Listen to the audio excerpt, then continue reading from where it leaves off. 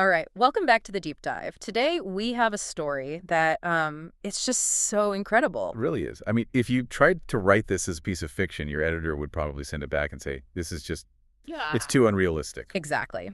We're talking about Hedy Lamarr, and this is a story that goes so far beyond the velvet ropes and the Hollywood glamour. We're really trying to get at the woman who was, globally famous for her beauty, but whose real legacy, the one that affects us all today, lies in the genius of her mind. Think about that for a second. You, listening to us right now, you're probably connected through Wi-Fi, maybe you're using Bluetooth earbuds. What if the fundamental principle that makes all that secure digital communication possible was co-developed by one of Hollywood's most glamorous and frankly notorious movie stars? It's the ultimate collision of art and, well, military science. And that's our mission for this deep dive. We're going to synthesize the biographical accounts we have of Hedy Lamarr, who was born Hedwig Eva Maria Kiesler back in 1914. We have to peel back all those layers of celebrity and controversy to understand the path that led her from Vienna to a U.S. patent office during World War II. And the source material is just fascinating. It details these huge contradictions. Her wealthy, cultured childhood, her really scandalous film debut, and then the suffocating marriage that somehow becomes her education. And then, of course, her Hollywood stardom, which was meteoric but also creatively just crushing for her. And that's what pivots her towards invention, an invention that was dismissed at the time, but now, well, it basically defines our digital age. I think the key takeaway for you listening is this. This isn't just a fun anecdote about a bored actress. Lamarr's story really proves that genius can be found in the most unexpected places. It's a profound lesson in how specialized knowledge, knowledge she gleaned under terrible circumstances can, decades later, completely revolutionize how the world communicates. Okay, let's get into it. Let's start this journey where it all began, in the very sophisticated but also very politically fraught world of Vienna in 1914 with Hedwig Kiesler. Right. So Hedwig was born into this very cosmopolitan, very privileged world. Her father, Emil Kiesler, was a successful bank director. He came from a Galician Jewish background. And her mother? Her mother, Gertrude, was a gifted concert pianist from a very upper-class Hungarian Jewish family. Now, her mother had converted to Catholicism and raised Hedwig as a Christian, but that family heritage is so important, placing them right in the middle of this complex, shifting landscape of Central Europe right before the wars began. And this is where the seed of the inventor is planted, isn't it? The sources really emphasize how important her father was in nurturing her sort of latent technical mind. Absolutely. On their walks together, he wasn't just talking about society or art. He was actively explaining the mechanics of the world around them. Like how things worked. Exactly. He'd break down how the streetcars ran, the engineering behind the city's streetlights. Really fundamental, practical stuff. He was basically teaching her to look at the world with an analytical eye, to be curious about how things function, not just to accept that they do. And that's the critical detail. It's an intellectual foundation that is completely at odds with the path she seemed to be on. Winning a beauty contest when she was just 12. And that path leads us straight to 1933. She's only 18, she's been taking acting classes, and she lands the lead role in a Czech film called Ecstasy. And this film is the first huge contradiction in her life. Huge. Ecstasy, the film itself, was a sophisticated European art film. It was directed by Gustav Machadi, and it was celebrated in artistic circles. It even won an award at the Venice Film Festival. So critically, it was seen as a serious piece of cinema. But the art was completely overshadowed by the scandal. I mean, for the 1930s, this was shocking stuff. Oh, completely. The film showed her face in what was clearly a simulated orgasm, and it also featured brief, full nudity. In that social climate, it was an explosion. She was immediately branded the Ecstasy Lady. And the film was banned, right? Banned outright in the United States and also in Germany. And this is where the story gets a bit messy, biographically speaking. How so? Well, Lamarr herself always claimed she was duped by the director. She said they used high-powered telephoto lenses to capture things she never consented to. She apparently walked out of the premiere screaming. But there are other accounts, right? There are. The cinematographer, for example, insisted she was fully aware of what was being filmed. So the exact truth is, it's hard to pin down. But what mattered was the result. She had this worldwide reputation that horrified her and made her deeply disillusioned with acting. And that disillusionment, that feeling of being trapped by her own image, pushes her directly into the next dramatic and honestly formative period of her life. The marriage to Friedrich Mandel, an industrialist, an arms dealer. And this marriage wasn't just unhappy, it was dangerous. Who was this guy? The sources paint him as this larger-than-life figure. He was a titan of the Austrian military industry, a munitions manufacturer, described as the third richest man in Austria. He was 15 years older than her and became utterly obsessed after seeing her perform. And this was a politically toxic marriage from the get-go, especially with her family's Jewish heritage. Absolutely. Her parents were strongly against it. Mandel had very close, very public ties to rising fascist leaders. He was dealing directly with Benito Mussolini in Italy and, alarmingly, with officials connected to Adolf Hitler in Germany. And this is despite the fact that Mandel's own father was Jewish. So she marries him, and you mentioned a gilded cage. This sounds like the definition of it. It was. She quickly found herself a virtual prisoner in their castle, Schloss Schwarzenau. He was intensely controlling. He hated the notoriety from Ecstasy and immediately put a stop to her acting career. She felt like an object. Completely dehumanized. Her own words are chilling. She said she was like a doll, some object of art which had to be guarded and imprisoned, having no mind, no life of its own. So here we have this brilliant, inquisitive young woman, now totally constrained. But this is where the story takes that incredible, unexpected turn. It's the profound, unintended consequence of this awful marriage. Because Mandel was so possessive, he insisted she be by his side at all times. Which meant she had to go with him to his business meetings. Exactly. Not just social dinners. These were deep, technical, high-stakes conferences where Mandel was meeting with the top scientists, engineers, and military minds in Europe, all involved in cutting-edge weapons technology. How much do we think she was actually absorbing in those meetings? I mean, she's only 18, 19 years old. The accounts suggest she was listening intently. Remember that foundation her father built? She had the curiosity, she had the mental framework to understand the mechanics they were discussing.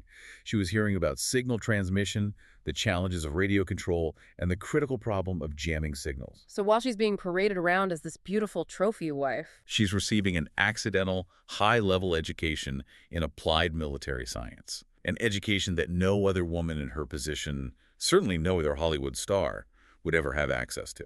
It's the darkest irony. She's learning state-of-the-art military secrets from fascists and arms dealers, knowledge she's eventually going to use against those very people. It's incredible. And that brings us to 1937 and her great escape. It sounds like something straight out of a movie. What are the stories? I know the sources conflict a little. They do. One version says she disguised herself as her own maid and just slipped away. Another, which is even more spectacular, suggests she persuaded Mandel to let her wear all of her extremely valuable jewelry to a dinner party, and then she just disappeared with her fortune on her person. Whatever the method, she gets out. She makes it to London, and that's where she meets the head of MGM, Louis B. Mayer. And right away, she shows this sharp business sense. Mayer makes her this, pretty lowball offer of $125 a week. And she just turns it down flat. Flat out rejects it. But she's smart. She finds out what ship he's taking back to New York and books herself passage on the same one. So she has a captive audience for the entire Atlantic crossing. Exactly. She spends the voyage impressing him, not just with her beauty, but with her intelligence, her sophistication. And by the time they dock in New York, she secured a contract for $500 a week. A four-fold increase? That's incredible. And Mayer, the marketing genius, immediately starts a rebranding campaign. He insists she change her name from Hedwig Kiesler, the Ecstasy lady, to Hedy Lamarr. And his entire marketing angle was to promote her as the world's most beautiful woman. And it worked, instantly. Her first American film, Algiers, in 1938, was a sensation. People said her appearance on screen literally took one's breath away. The success was massive, but it came with a huge price, which was immediate and intense typecasting. She was always cast as the, quote, archetypal, glamorous seductress of exotic origin. All beauty, no depth. Pretty much. You see it in her biggest hits from that era. Boomtown with Clark Gable, Comrade X, also with Gable, Ziegfeld Girl. Yeah. These were all roles that showcased her looks over anything else. And then there's the one role, the one line, that really kind of sums up that whole persona for her. Tondaleo. From the huge 1942 hit White Cargo, she plays this exotic Arab seductress. And the line is, I am Tondaleo, I make tiffin for you. It's all about the accent, the exoticism, her beauty, nothing about her intellect. And this leads us to the critical shift. The sources are very clear on this. Despite all the fame, the glamour, the money, the complete lack of intellectual challenge in Hollywood profoundly bored Lamarr. It wasn't just a mild annoyance, it was a deep need for mental stimulation that the studio system just couldn't or wouldn't provide. So this is where it gets really amazing. Right. The world's most beautiful woman, at the absolute peak of Hollywood glamour, decides that the cure for her boredom is to become an inventor. She starts teaching herself, right, building on that knowledge from her father and from those awful meetings in Austria. Relentlessly. She would spend her spare time working on practical solutions, sometimes literally on set, between takes, in full costume and makeup, sketching out designs. Can you just picture that? 1 minute, a director is telling her how to catch the light on her cheekbones. And the next, she's drawing schematics for, like, a traffic light. It's incredible. And she didn't just jump straight to the big one. She had other smaller inventions. She designed an improved traffic stoplight. She worked on a tablet that would dissolve in water to make a carbonated drink. It shows a practical, engineering-focused mind at work. She was trying to solve everyday problems. And off-screen, it paints this picture of a really sophisticated but very lonely person. The sources say she shunned the Hollywood party scene, felt homesick, and would sometimes even talk about herself in the third person, as if Hedy Lamarr, the star, was a different person entirely. Her inner life was science and engineering. Her outer life was selling glamour. And that inner life was about to collide with the reality of World War II, and it would give her a purpose far greater than any movie role. Which brings us right to the heart of her legacy, the secret communication system. By 1940, the war is raging in Europe, and the U.S. Navy has this very specific, very dangerous technical problem. And that problem was radio-controlled torpedoes. Yeah. The idea was great. You could guide a weapon with a radio signal, but the execution was flawed. The signal was sent on a single, fixed radio frequency. A sitting duck. A total sitting duck for the enemy. Once the Axis powers found that one frequency, they could just blast it with a powerful jamming signal, just a wall of noise. And the torpedo would either become useless or veer completely off course. And this is where that toxic education from Mandel's Castle pays off, because she'd heard all about this stuff. Jamming strategies, secure communications. She understood the problem intimately. She had the insight. A fixed signal was always going to be vulnerable. The only way to make it secure was to keep it moving.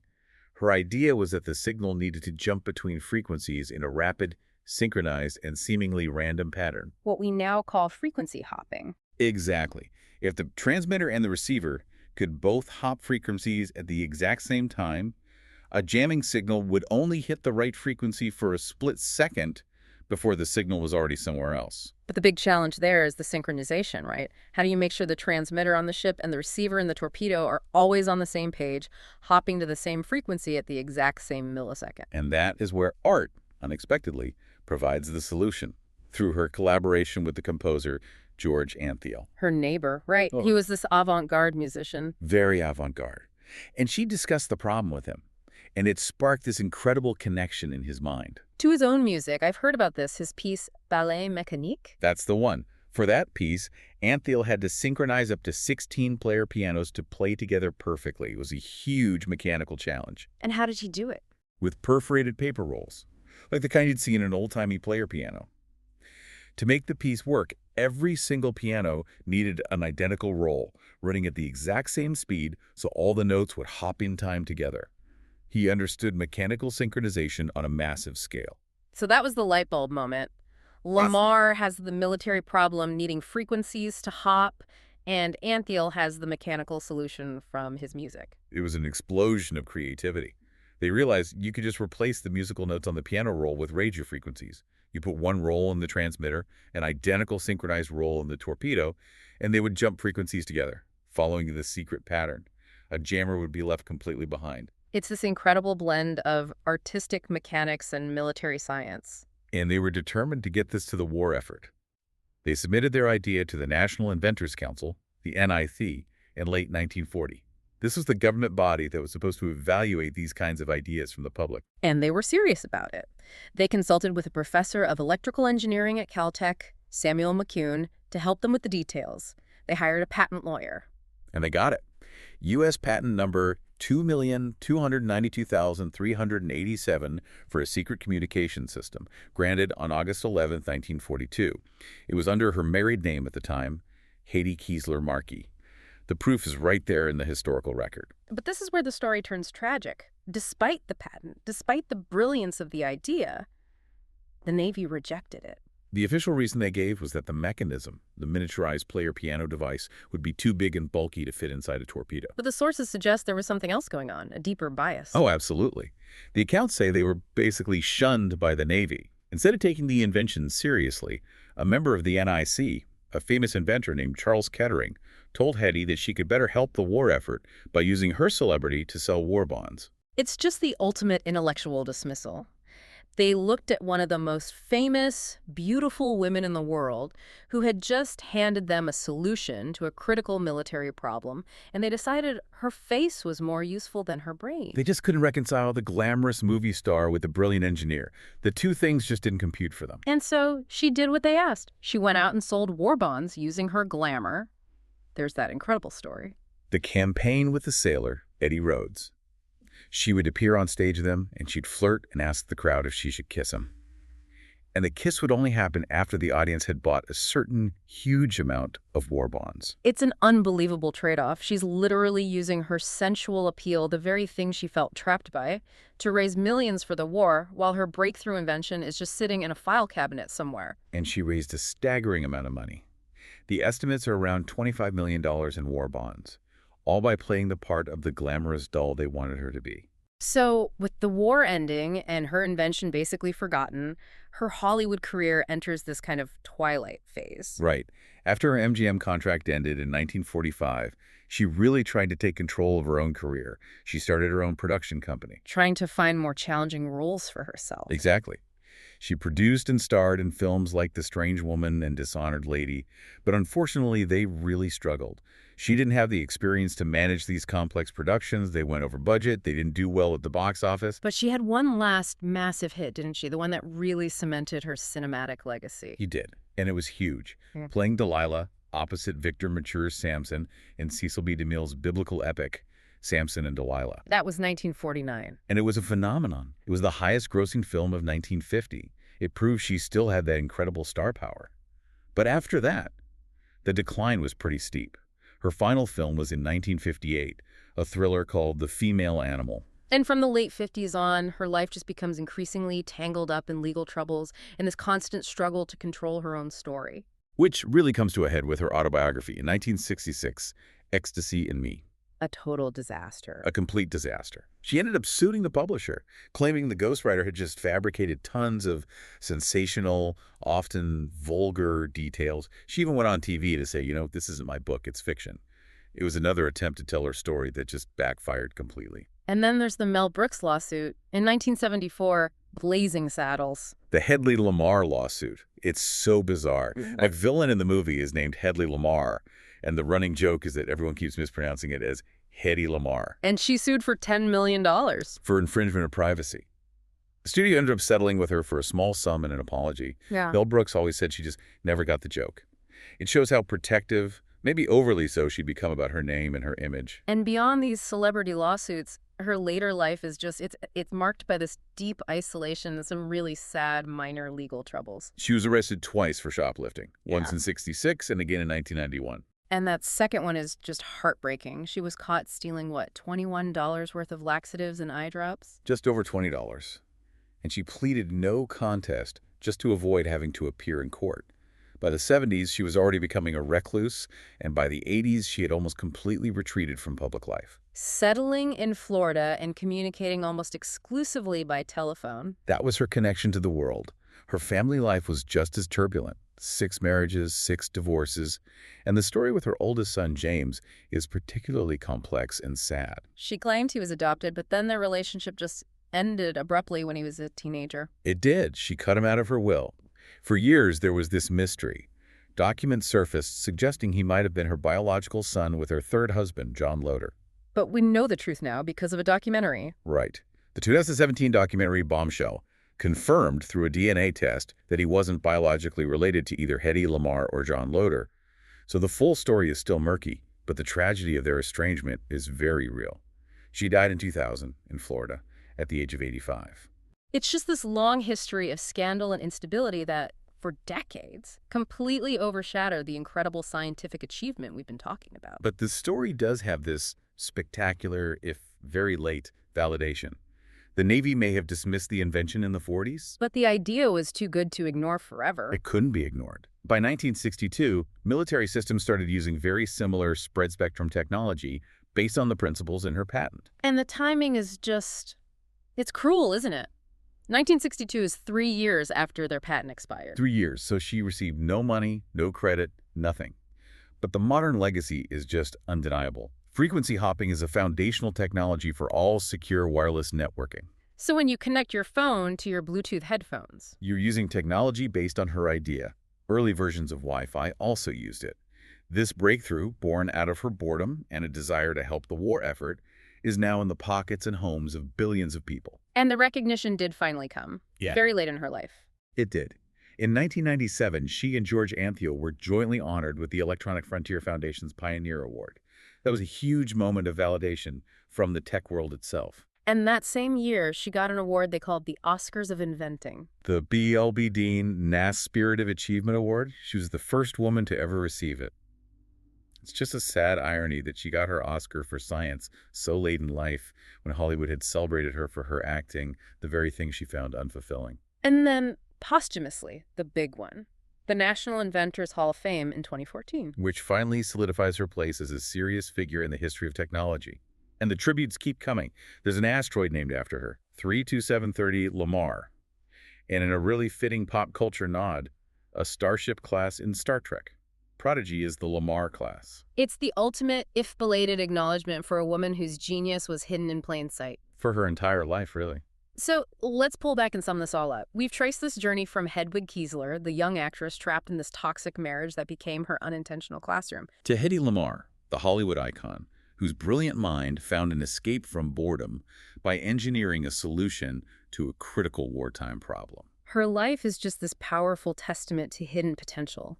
She navigated extreme political danger, she endured Hollywood's exploitation, and she suffered this profound intellectual dismissal from the military. They literally told her, your beauty is more valuable than your brain. But the real so what here, the big lesson, is the power of thinking across different disciplines.